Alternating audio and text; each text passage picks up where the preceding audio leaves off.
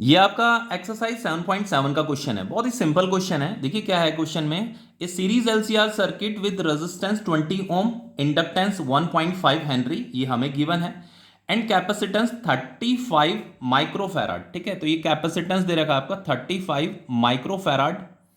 तो इसे आप 10 की पावर -6 से इसे मल्टीप्लाई कीजिए तो ये फैराड में कन्वर्ट हो जाएगा। ठीक है, इस connected to a variable frequency 200 volt AC supply. तो ये जो वोल्टेज हमें क्वेश्चन में दे रखा है ना, ये आपका वीआरएमएस वोल्टेज होता है। ठीक है, तो ये भी हमें गिवन है वीआरएमएस वोल्टेज। तो ये दे रखा है आपका 200 वोल्ट। अब देखिए यहां पे क्या बोलता है क्वेश्चन में, when the frequency of the supply equals the natural frequency of the circuit. इसका मतलब क्या होता है, इस लाइन का मतलब क्या है? इस लाइन का मतलब ये है the circuit is said to be in resonance condition. कभी भी बच्चों आपको किसी भी क्वेश्चन में अगर ये लाइन दिखाई देती है ना, the frequency of the supply equal the natural frequency of the circuit, इसका मतलब होता है the circuit is said to be in resonance condition. ठीक है, अब देखो मैं आपको एक चीज बताता हूं, इतना आपको पता है कि in LCR circuit, in LCR circuit at resonance condition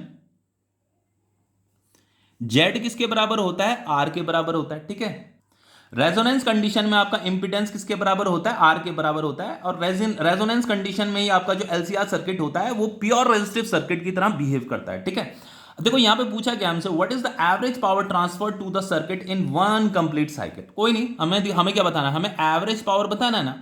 तो एवरेज पावर के लिए फॉर्मूला क्या होता है? वी आई कॉस फाई होता है। ठीक है, कॉस फाई क्या आपका पावर फैक्टर है। यहाँ पे जो वी है इसे हम आरएमएस वोल्टेज बोलते हैं, इसे हम आरएमएस करंट बोलते हैं। ठीक है, तो देखो इससे आगे क्या करेंगे हम, देखो वीआरएमएस तो मुझे दे रखा है यहाँ पे गिवन है, ये आईआरएमएस मुझे अभी कैलकुलेट करना पड़ेगा। तो देखो ये कैसे कैलकुलेट होगा, आईआरएमएस का फॉर्मूला हो जाएगा आपका VRMS divided by Z. Z किसके बराबर है? आर के बराबर है। तो इसे भी हम पुट कर देंगे थोड़ी देर के बाद, कोई दिक्कत नहीं है।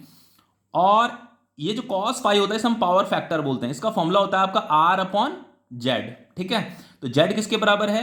आर के इक्वल है, Z is equal to R है, तो आर यहां पुट करेंगे, आर से आर भी आपका कैंसिल हो जाएगा। तो फाइनली हम इसे ऐसे लिख सकते हैं, देखो V R M S into V R M S, Z की जगह में आप आर लिख सकते हो, इंटू आर अपॉन जेड की जगह में आर लिख सकते हो, तो ये आपका कट जाएगा।